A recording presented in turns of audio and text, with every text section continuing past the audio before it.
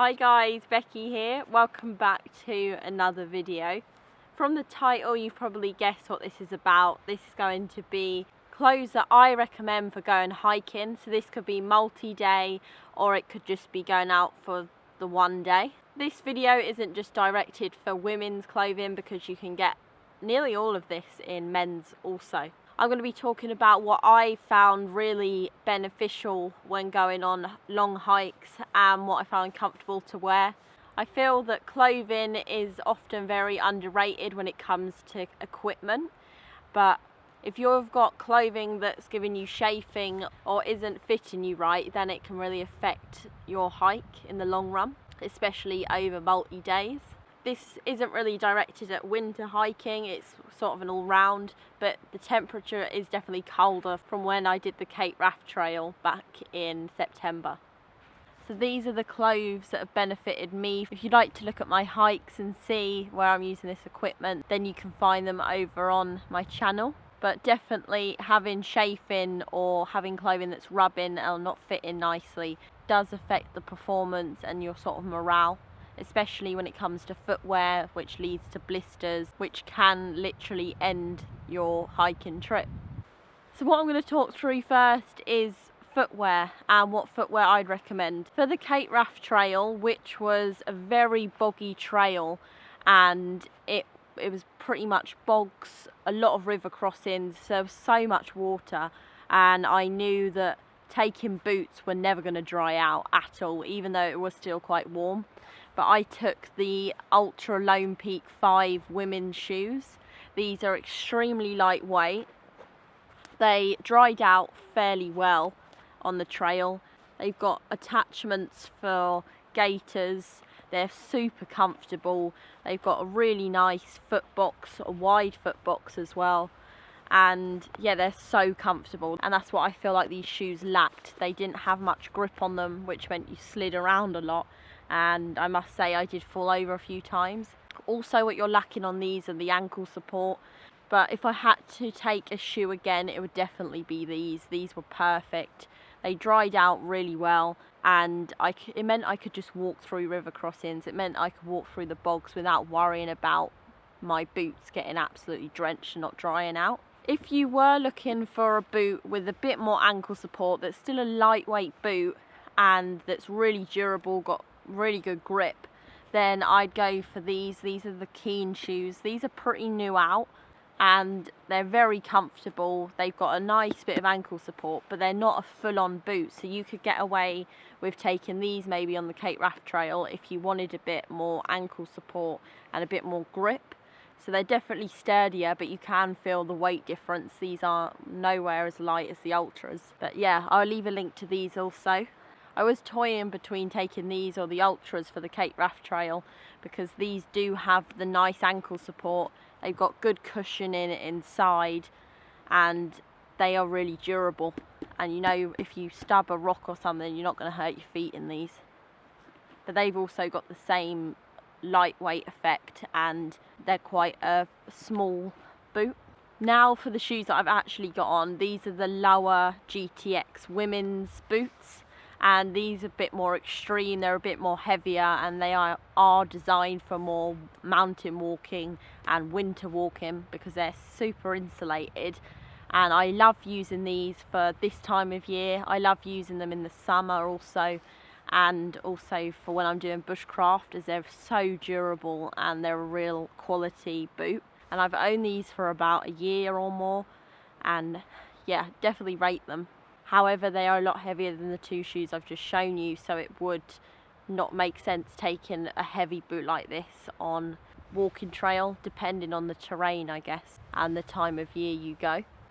Right, now I'm going to go on to gaiters because these are a must, I think, when you're hiking, especially when you're in boggy or high grass country. So I took these on the Cape Wrath Trail. These are rab gaiters and they're super durable, really hard wearing. I know on cheaper gaiters this strap isn't very much reinforced, so it comes loose when you've done a lot of miles on it, where this hasn't come loose and it's barely affected the strap there, so you know it's going to last you for a lot of miles. yeah, obviously really waterproof, and the straps at the bottom adjust depending on the size of your boot or the shoe. So I really recommend these, and I've kept them and I think they're great.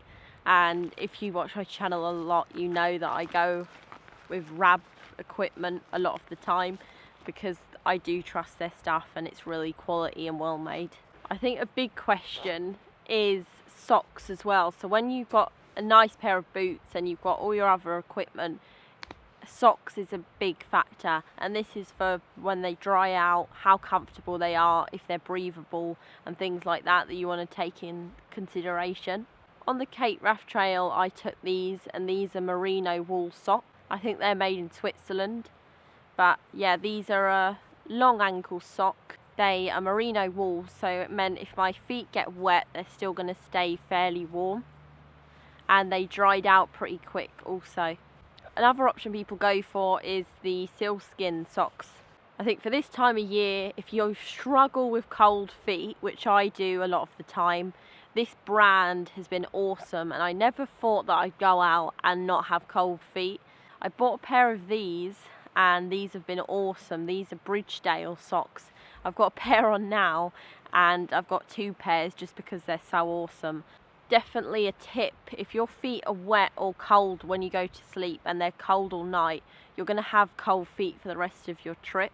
But if you keep yourself warm and dry at night, then that's going to affect you the following day.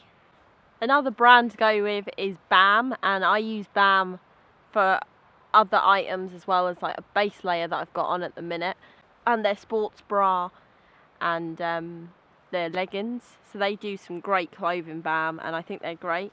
And also what they do for the environment.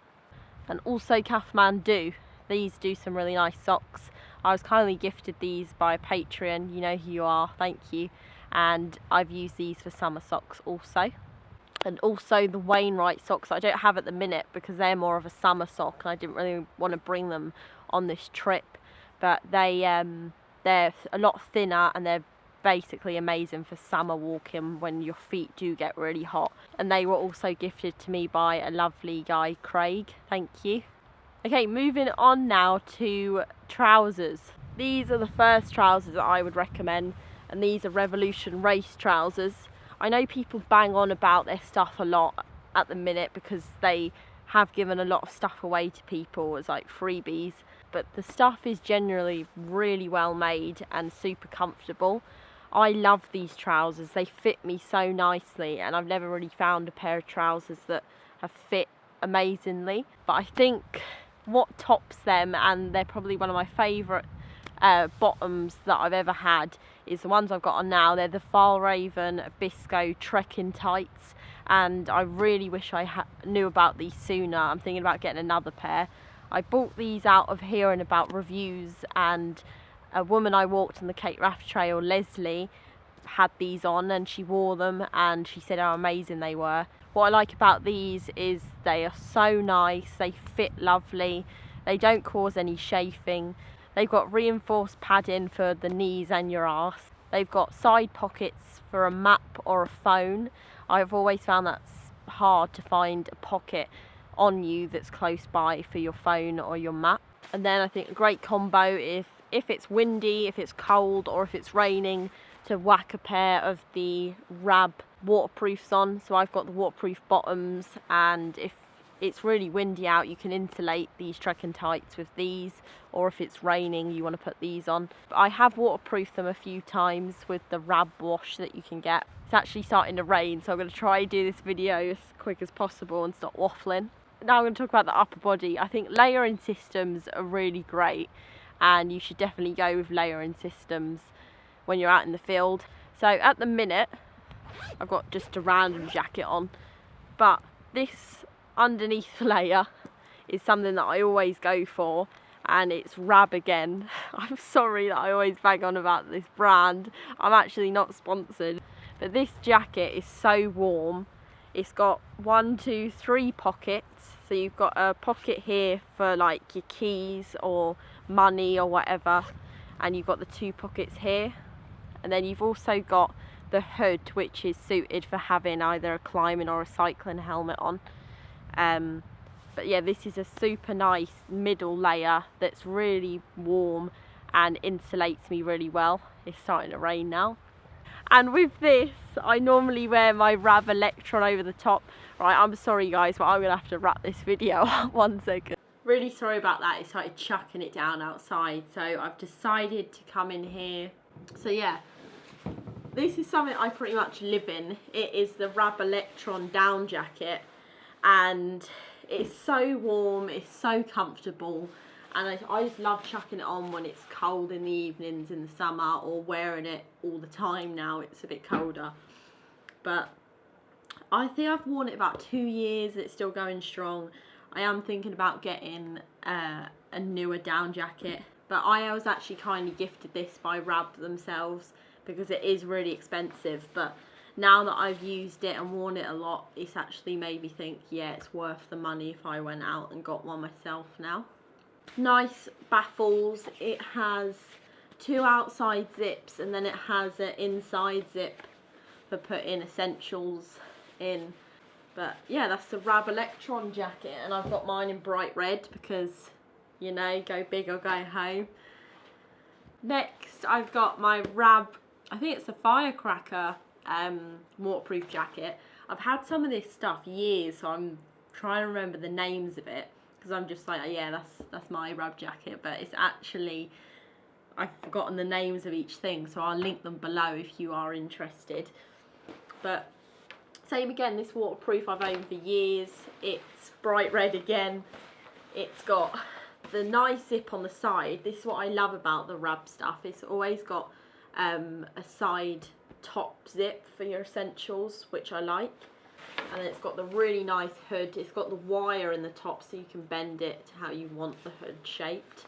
And then also the fastener at the back and the 2 at the front, so it can fit really nice and snug if it's really windy and it's blowing. And then obviously the fasteners at the bottom and everything, so it fits really nice and tight if you wanted it to be tight, or baggier if you wanted it to dry out or whatever. That's that. So you can tell that I have binged the Rab stuff a lot, but there's a reason behind that.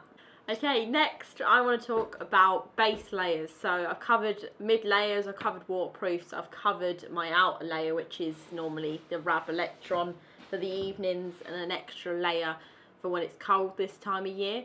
But for base layers, this base layer is off the BAM clothing, like the socks I covered earlier. It is made out of a lovely material that feels good against your skin, because a base layer should be fairly tight and worn straight upon your skin. You've got the thumb design, so your thumb can go in them. And the reason I like this is it's 1, a bit warmer, it's 2, protection on your hands, so if you were using hiking poles all day, it's a nice bit of protection. Or 3, if you fell over, you've got a little bit of protection, because when you fall over you normally put your hands down first. Another alternative for base layers, I will show you now, bear with me, is Helly Hansen. Helly Hansen is also a great make to go with. I've used this base layer for years, this Helly Hansen black one, and it's very similar design to this, and I'm not sure what material it is. Very breathable, it's lightweight, and it dries super nice. Another option for base layers is Reed, and this is normally used for diving actually. This is a Reed Chinchilla base layer, and it's a super warm one, and I usually use this when in the winter or when I'm bushcrafting, not moving around a lot, because it's just so warm. Feel free also to list any recommendations. If you have any kit that you recommend me using, then please leave it in the comments. But when I go hiking, I usually take 2 base layers, and I usually have 1 that I use for sleeping in, because you should sleep in dry, warm kit, and then I usually have 1 for when I'm hiking. Last but not least is actual underwear. Obviously, for multi-days, your underwear isn't going to be smelling the nicest, and it's not going to be keeping the most fresh. Obviously, I recommend taking some sort of wet wipes for doing strip washes, or if you have places to stop like streams or showers, then go for it. But underwear that I would recommend is, you don't want to take all these fancy stuff. You want to go as not sexy as possible. It's not about that, is it? It's more about being efficient. And these are icebreaker ones. So they're called the Icebreaker Cool Light. Yeah, they are merino. I think originally these are like 40 quid, but I didn't pay that. They were in the sale when I got them at the time. I think they were half price. They dry out quick. They're comfortable to wear. And you can wear them multi-days without them really stinking that bad, which I like. And then when you're in real dire straits, you can use the tip of turning them inside out and using both sides. And then sports bra. I'm not going to do a whole striptease, but I've got a BAM sports bra, and I thought I'd show this because I was kindly gifted it, and you can get an idea of what it looks like. It's a really comfortable sports bra that women can wear. I'm going to talk about accessories that you can take for hiking. And that doesn't mean the latest Gucci bag and earrings. I feel like a buff is awesome. And I've always used buffs, but this is just a Kendall Mint one because I'm an ambassador for them and I like the colour of it and everything. And it's a nice material. But the thing with buffs, they're really easy to dry out. They're really quick drying. You can use them in so many different ways. So you can use them as a headband, you can use them around your neck, you can use them as a face mask as well. So with all the COVID that's going on, and there's so many different styles you can use for the buff to make it into different things. And a woolly hat, I think these are great for the evenings when it's colder. Keeping your head insulated keeps in so much heat and warms you up so much more. Another thing is glasses. So in the summer, I wear these Vallon glasses. You could probably see me wear them a lot. And what I like about these are they're polarized. So when you're fishing, when I was in my pack raft or just fishing in general, you can see into the water and look for fish. So glasses are essential in the summer because say you're walking into the sun all day, you want a bit of eye protection. And then last but not least, I've talked about this before. I was introduced to it with somebody I was hitchhiking with last year, and she works with fascia and people's muscles and recovery and things like that. And I found this super interesting, learning about how your muscles work and the fascia, I think it's called, in underneath your skin. But it's super interesting. I could listen to her all day talking about it. That's Yvonne. And thank you so much for sending me this, Yvonne, and letting me use it. With all your clothes, you want somewhere to put them that's dry. I got a Sea to Summit lightweight bag. This is a 13 litre, so it gets all my clothing in there. It's bright yellow, so I can spot it out when it's in my pack. So thank you so much for watching. I will leave links to all of this equipment, and there will be affiliate. I will get a small percentage from the links if you end up clicking on them and buying something. Thank you so much to all my Patreons for making this possible. I cannot thank you guys enough. Thanks so much for watching this video anyway. You will see some more videos from my time in Scotland shortly. Hope you're all keeping well. Take care, and I'll see you soon.